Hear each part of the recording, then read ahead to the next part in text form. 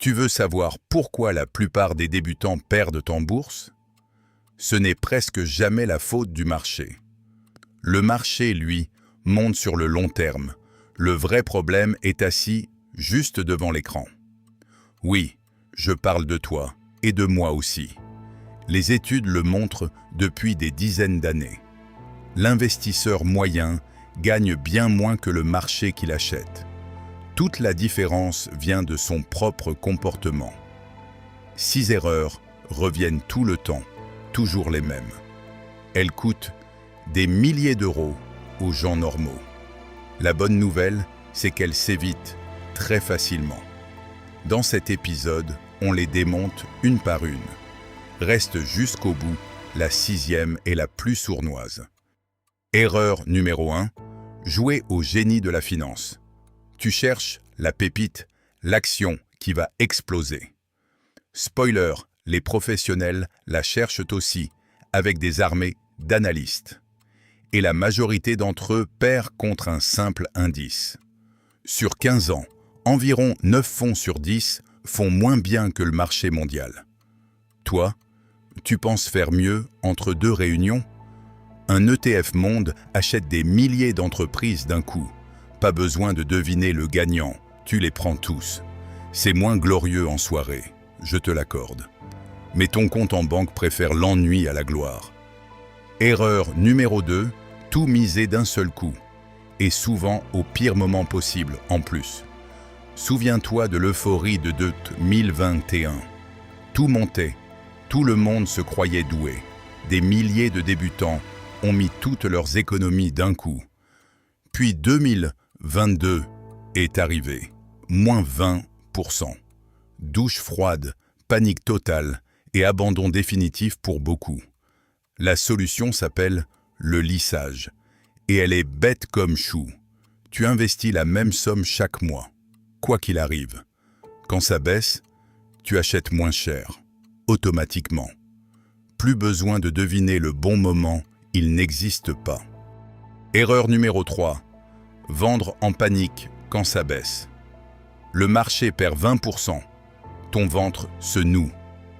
Tu vends tout pour sauver ce qui reste. Et tu viens de transformer une baisse en vraie perte.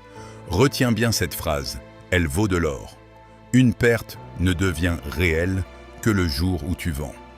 Tant que tu gardes, tu possèdes le même nombre de parts. Le marché a toujours fini par remonter, à chaque crise. Ceux qui ont vendu en 2008 ont encaissé la perte. Ceux qui ont tenu ont tout récupéré, puis bien plus. La baisse fait partie du voyage, pas du naufrage. Mais pourquoi on fait tous ces trucs absurdes? Parce que ton cerveau te sabote, en toute discrétion. Les chercheurs appellent ça l'aversion à la perte. Perdre 100 € fait 2 fois plus mal que gagner 100 € fait plaisir. Ce n'est pas un défaut, c'est un réglage d'usine. Ce réflexe sauvait tes ancêtres face au danger. Fuir vite valait beaucoup mieux que réfléchir trop longtemps. En bourse, ce même réflexe te fait vendre au pire moment. Ton instinct de survie devient ton pire conseiller financier. La parade, c'est de décider à froid, bien avant la panique, des règles écrites à l'avance, et ton cerveau reste au vestiaire. Erreur numéro 4. Courir après ce qui vient de monter. Ton collègue a doublé sa mise sur la crypto du moment. Les réseaux en parlent partout. Tu as peur de rater le train. Cette peur porte un nom, et elle coûte très cher. Quand un placement fait la une, la hausse est déjà derrière. Tu achètes au sommet ce que d'autres revendent avec le sourire. Les tulipes autrefois, les sites internet, certaines cryptos. Toujours le même film. La bulle gonfle, la bulle éclate. Les derniers arrivés paient l'addition. Si tout le monde achète, méfie-toi 2 fois. Le bon investissement est celui dont personne ne parle au bureau. Erreur numéro 5. Fermer les yeux sur les frais. 1% par an, ça semble ridicule. C'est pourtant l'arnaque la plus polie du monde. Prenons 200 € par mois pendant 30 ans. Avec des frais minuscules, tu finis avec environ 240 000 euros. Avec 1% de plus, tu perds environ 40 000 euros. 40 000 euros envolés juste pour quelques lignes en petits caractères. Et devine qui adore les frais bien élevés. Ton banquier, avec ses fonds maison à 2%. Et il te les vend avec un immense sourire. Vérifie chaque ligne, vise toujours moins de 0,5%. Erreur numéro 6. Regardez ton portefeuille tous les jours. Sur le papier, ça paraît sérieux, presque responsable. En réalité, c'est du poison à petite dose. Un jour sur deux, le marché est en baisse. Regarde chaque jour et tu vis une mini-crise un jour sur deux. Ton aversion à la perte se réveille à chaque alerte rouge.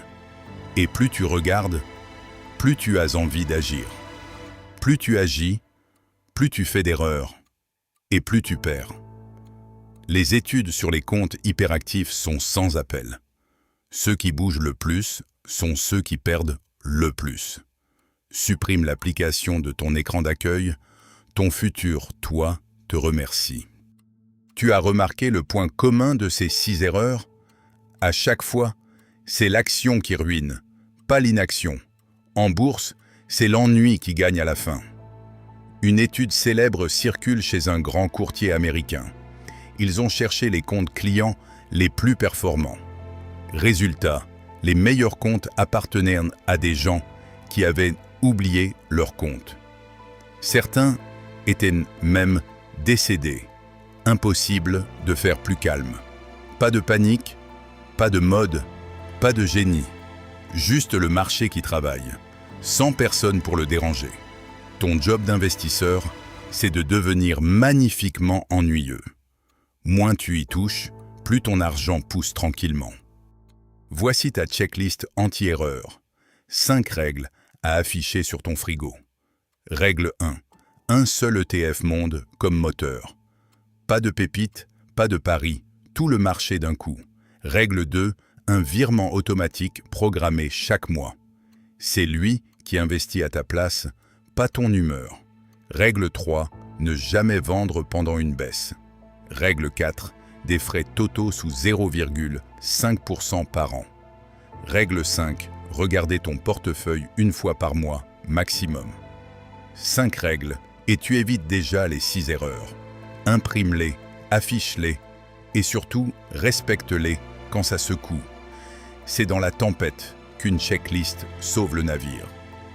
Alors, que font ceux qui réussissent vraiment en bourse? Rien de spectaculaire, et c'est exactement le secret. Ils appliquent la méthode vue dans l'épisode 9.